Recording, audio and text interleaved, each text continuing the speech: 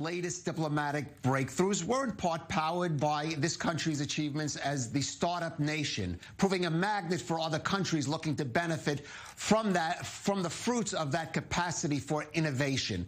Now, that is likely to be even more the case in a post-coronavirus world. For example, on December 16th, an exclusive virtual conference headquartered in Tel Aviv will take place under the title Diplotech Global Summit 2020, Israeli Innovation, Our Collective Future. It's designed to bring together policymakers and world leaders to confer with experts from the fields of sustainable development, digitech, medtech, and agtech. It was initiated by Danny Danon, whose resume itself can be described as sort of Diplotech, former Israeli ambassador to the UN and ex-Israeli minister of science and technology. And Danny Danon, who also joins us, who's also chairman of the World Likud Party, joins us now from Tel Aviv. And Mr. Ambassador, thanks for joining us. So tell us about this conference. It certainly seems to be on the cutting edge of where things may be going in the, as we said, post-coronavirus world. Exactly. We are now getting out of the crisis, and it's a great opportunity for Israel to present our technology, innovation, know-how to the entire world. I found out after 5 years at the UN that we Israelis, we like to speak a lot about our security challenges. But most of the world, they care about our technology. They want to learn from us. When I brought to Israel more than 100 UN ambassadors, they always wanted to know more about our innovation, agri-tech, cybersecurity. And that's exactly what we are doing now in Diplotech Summit 2020.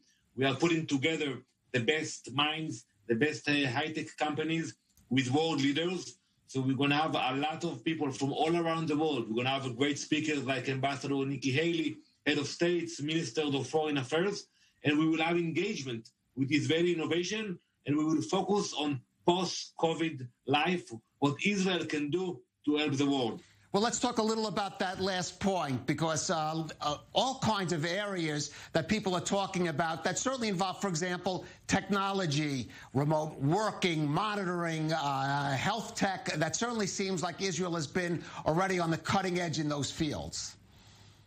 Exactly. So I'll give you one example. Dr. Kira Radinsky, she's very well known here in Israel. She will present a model where we all conduct our health through our cell phone. You know, it sounds impossible, but in the future, we will not go to the clinic to meet our physician. It will be done remotely. And the tests and exams will be done in your house. So we will share the technology that we developed in the last few months from Israel.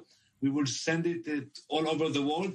And we want to create interest. You know, we take a lot of pride of being the startup nation, but we have to prove it. We have to maintain the status of being a startup nation, and that is exactly what we are doing in the Diplotech Summit. Right.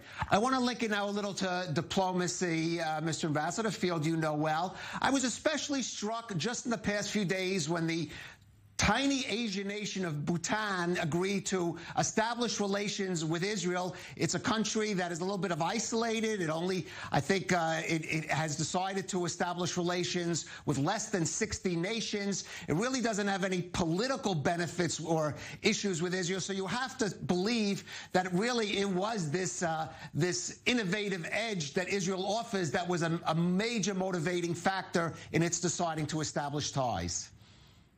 So many of the developments we see in the area started at the UN, and I was involved behind the scenes promoting them. But what we saw with Bhutan is completely different than what we're seeing with Morocco, the UAE, Sudan, Bahrain, and the other countries that will follow in the near future. With Bhutan, as you mentioned, they don't promote their international relations. They don't have diplomatic relations with the US, Russia.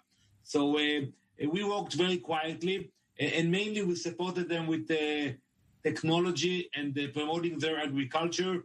They sent over the years people to train in Israel through a special program of the Ministry of Foreign Affairs, and we started to build trust. And when I spoke with my colleague at the UN, the answer I got that yes, we have nothing against Israel, but we just don't want to expand our reach. And now we see that they decided to recognize Israel, to normalize the relation. And it's good news. It's good news, especially when it comes in the same week when we are normalizing the relations with Morocco. Right. Now, Mr. Ambassador, if you permit me to shift focus for a second, you certainly are keeping busy, it looks like, but you do remain still a popular figure, both in the Likud party and I guess in the broader Israeli right. It is looking as if we might be going to new elections. Will you take advantage, or will you see this as an opportunity to return to electoral politics, either with the Likud party or the way things are shaping up in some other arrangement? So first, let's make it very clear. I'm in the Likud party. I'm chairman of the World Likud, and I intend to stay in the Likud party.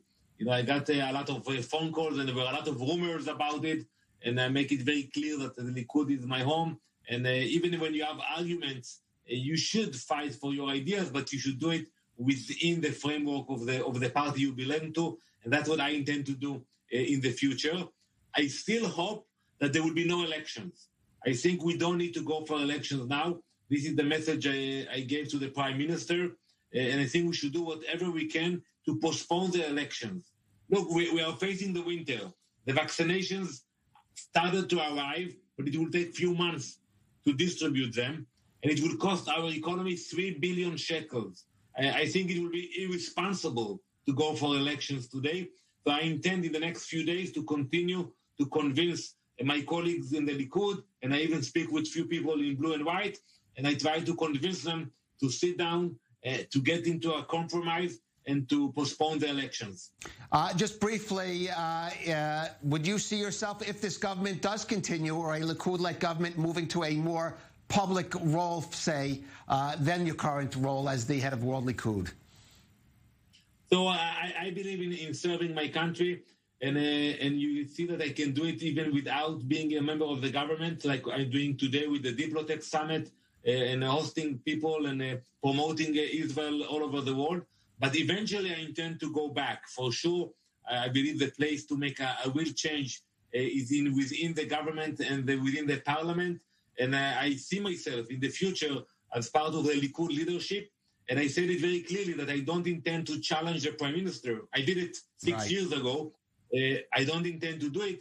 But the day after Netanyahu, I see myself as one of the leaders that can lead the party in the future. All right. Ambassador Danny Danon, thank you for joining us on I-24 News.